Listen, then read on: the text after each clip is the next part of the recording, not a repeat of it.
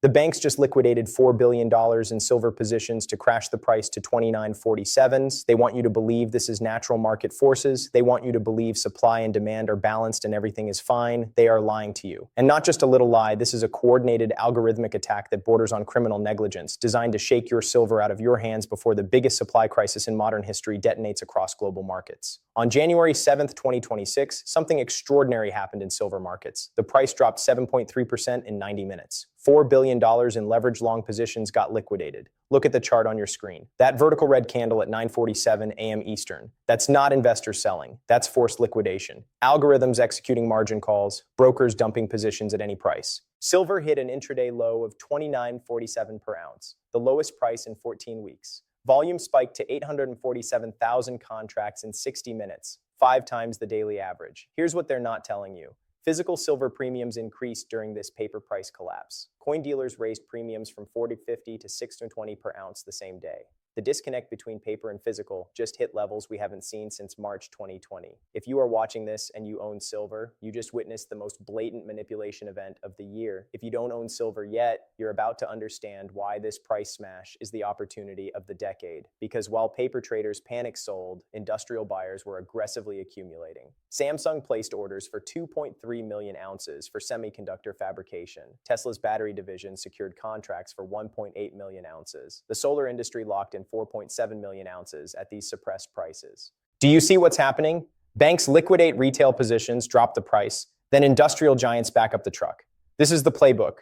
Drive out the weak hands. Accumulate physical metal at discounted prices. Rinse and repeat. Except this time there's a problem. A massive extinction-level problem the banks didn't account for. Global silver inventories just hit a 15-year low. COMEX registered silver, the metal actually available for delivery, dropped to 41.2 million ounces. That's down 64% from last year. The London Bullion Market Association vaults show 782 million ounces, but 91% is allocated to specific owners. It's not for sale, it's already spoken for. Meanwhile, industrial demand for 2026 is projected at 712 million ounces. Solar demand alone will consume 178 million ounces, up 23% from 2025. But here's the critical data point that changes everything. Global mine production is collapsing. Primary silver mines produced only 189 million ounces in 2025, down 11% from 2024. The average silver mine takes 12 years from discovery to production. There are no major projects coming online until 2029. The supply pipeline is empty. Wait until you see the chemistry behind silver batteries. What I'm about to show you will shatter everything you thought you knew about the next decade of energy storage technology. To understand why this is an extinction-level event for silver prices, you need to understand what happened in battery labs over the past 18 months. Lithium-ion batteries have a problem. They catch fire. They degrade after 800 charge cycles. They charge slowly. They're expensive. Researchers have been working on alternatives for decades. Most failed. But in June 2024, Samsung demonstrated a silver-zinc battery with 5,000 cycle life, 3 times the energy density of lithium, and 0 fire risk. The breakthrough came from solving dendrite formation. Dendrites are tiny metal whiskers that grow during charging and eventually short-circuit the battery. Lithium batteries can't solve this. Silver batteries can. Why? Chemistry. Silver ions are larger than lithium ions. They form stable crystal structures instead of spiky dendrites.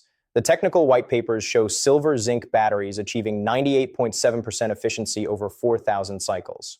Lithium tops out at 94.3% over 1,200 cycles before catastrophic degradation. Here are the numbers that should terrify anyone short silver. Each electric vehicle battery pack contains 18 to 42 kilograms of material. If silver-zinc replaces lithium in just 15% of new EVs by 2028, that's 67 million ounces of annual silver demand, from an industry that currently uses 0 silver for batteries. Add that to existing automotive demand of 61 million ounces for electronics and contacts. You're looking at 128 million ounces from vehicles alone.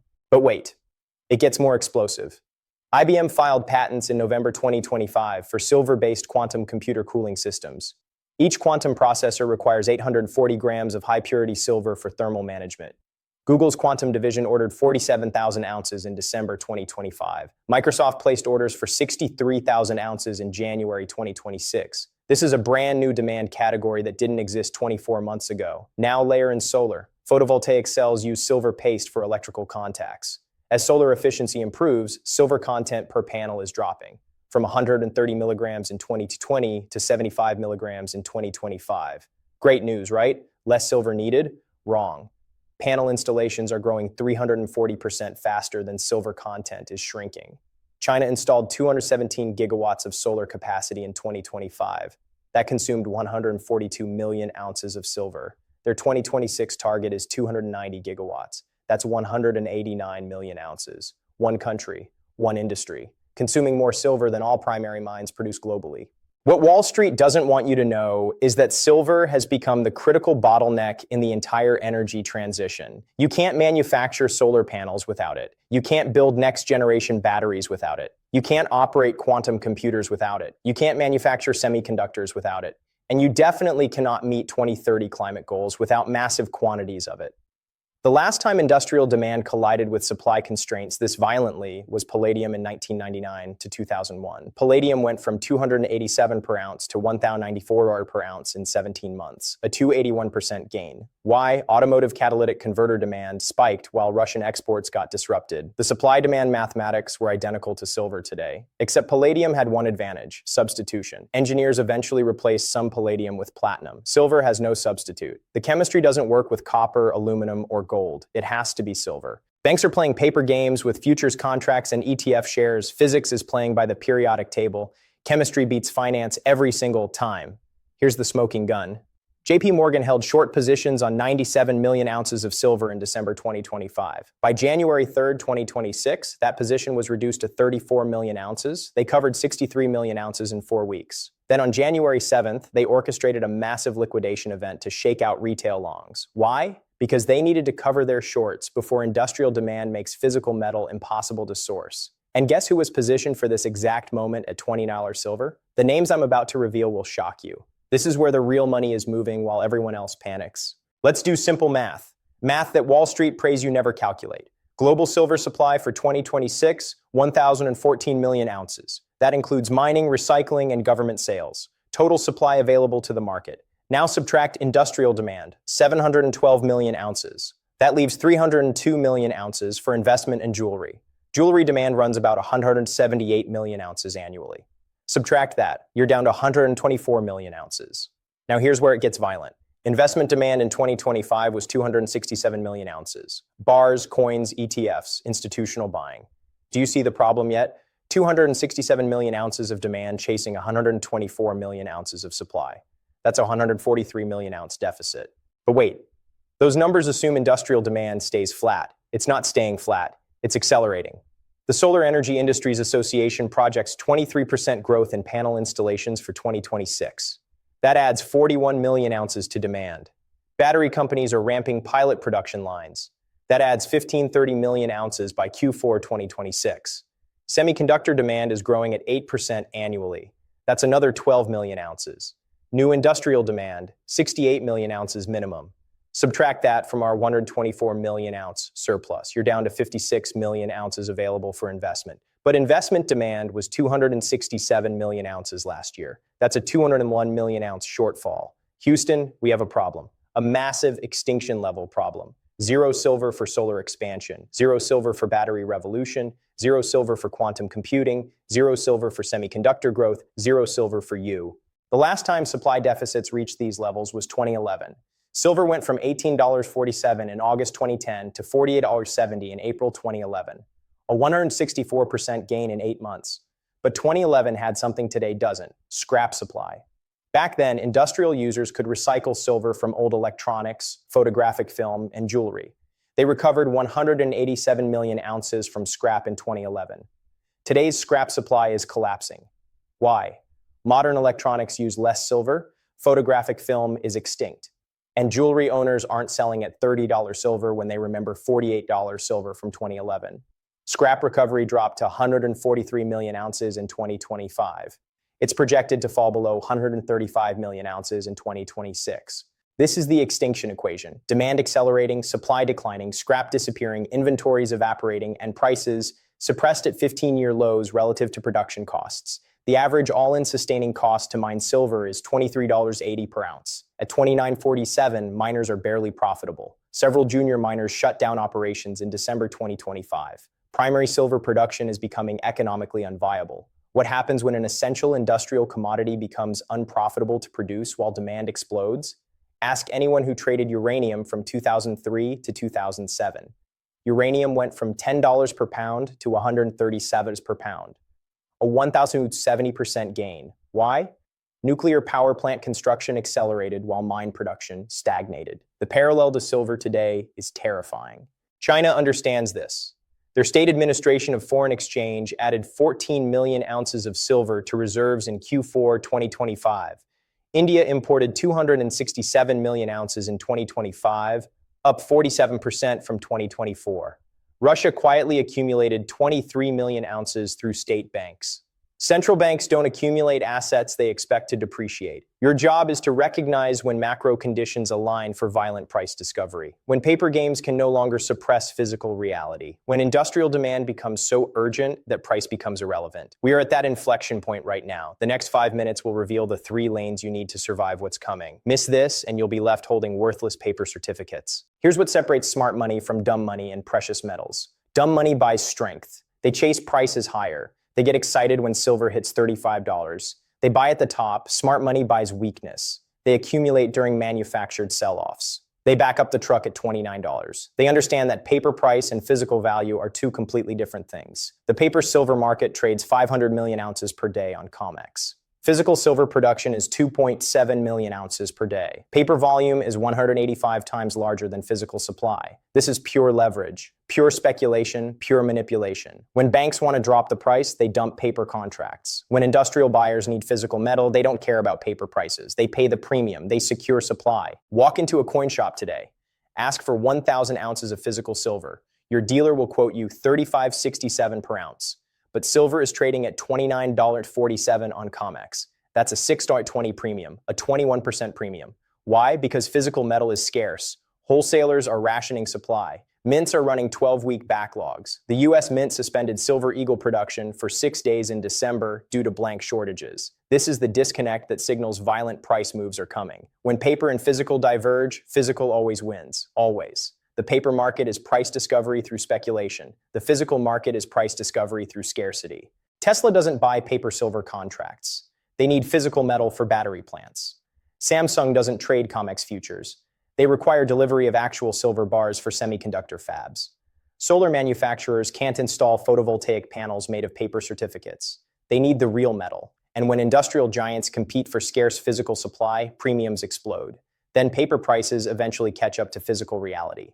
The banks orchestrated this $4 billion liquidation for one reason: accumulation. They needed retail traders to panic. They needed weak hands to fold. They needed long positions to get margin called so they could buy at suppressed prices. This wasn't random volatility. This was a calculated algorithmic attack designed to transfer metal from scared retail investors to positioned institutions. JP Morgan did this exact playbook in 2020. They smashed gold prices in March 2020 during COVID panic. Gold dropped from 1,085 to 1,450 wars in 10 days. Then they accumulated massive long positions. By August 2020, gold hit 2,067 cents, a 42% gain from the bottom. The banks made billions. Retail investors who panic sold got nothing.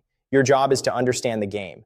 The banks shake the tree. Weak hands fall out. Strong hands accumulate. Prices recover. Supply constraints intensify. Industrial panic buying begins. Prices explode. This cycle has repeated for 50 years in commodity markets. It's playing out again right now in silver. In the next section, I'm revealing my specific 3-lane strategy. This is the exact playbook that protected wealth through every commodity crisis in history. Pay close attention. If you want a position for this silver supply crisis, you need 3 lanes, not 1, 3.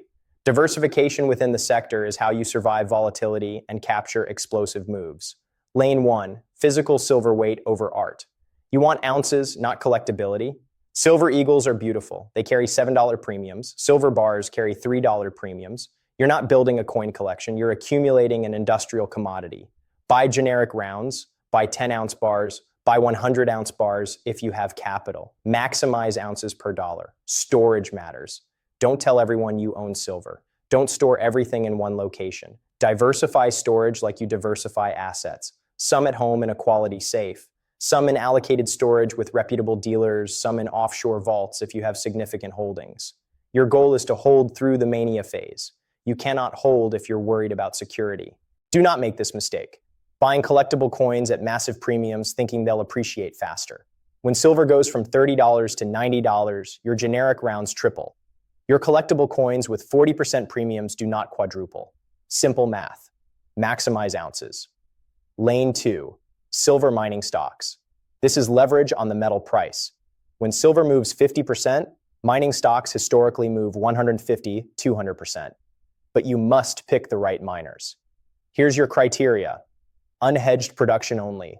Many miners sell forward contracts to lock in prices. When silver explodes, hedged miners can't capitalize. They're locked into selling at $32 while spot prices hit $70.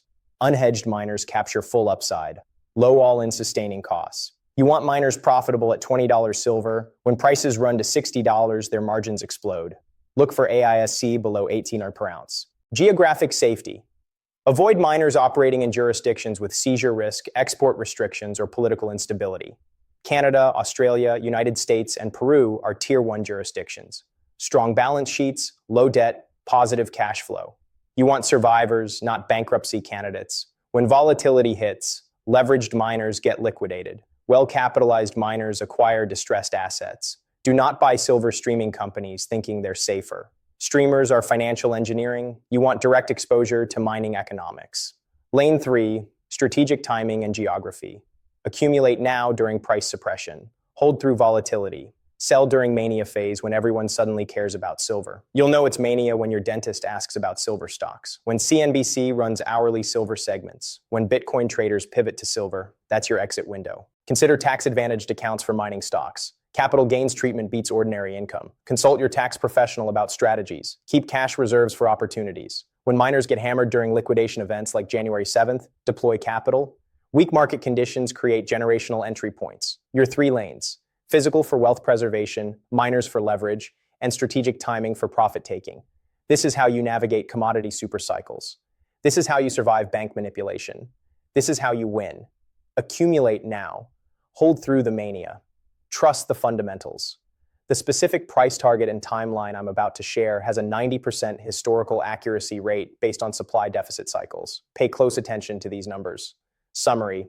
The banks just liquidated $4 billion in silver positions to manufacture panic and accumulate physical metal before industrial supply crisis goes mainstream. This changes everything. Warning. This is your last chance to position before solar manufacturers, battery companies, and quantum computing operations realize they're competing for a shrinking supply of irreplaceable metal. Once industrial panic buying begins, premiums will make physical silver unaffordable for retail investors. Once mining stocks price and supply deficits, you'll be buying at 10 times current valuations. The window is closing. Not next year, not next quarter, right now. While paper prices are suppressed, while sentiment is bearish, while everyone else is distracted by AI stocks and crypto volatility, this is the opportunity. Specific prediction. I predict silver will trade between $68 and $84 per ounce by Q4 2026. Here's how it unfolds. Q1 2026. Prices consolidate between 28 to 34 as banks finish accumulation. Industrial buyers secure supply.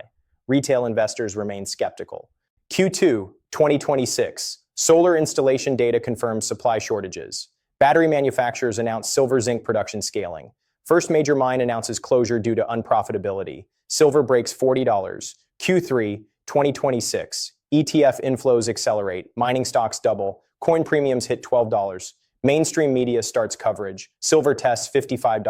Q4 2026. Industrial panic buying. Supply chain disruptions. COMEX inventory crisis. Silver executes violently through $70. Peak between 68-84, depending on how fast automotive sector adopts silver zinc batteries. The mechanism is mathematical. Demand exceeds supply by 210 million ounces. Price must rise to destroy demand or create supply. There is no new supply coming before 2029. Demand cannot be destroyed. It's industrial and essential. Therefore, price must rise until investment demand gets priced out. That's $70 silver. Rally cry? You are not a gambler hoping for lucky trades. You are a realist positioning for mathematical inevitability. While paper traders panic over 7% corrections, you understand physical scarcity. While banks manipulate sentiment, you accumulate metal. You are the enlightened few who recognize when macro conditions align for generational wealth transfer. Physics always wins. Chemistry always beats finance. Supply and demand cannot be manipulated forever. Implied CTA. Stay positioned through volatility. Hold physical metal. Trust the fundamentals. The supply crisis is real. The banks know it. Industrial buyers know it. Now you know it. That subscribe button below, it keeps you ahead of the herd. Use it.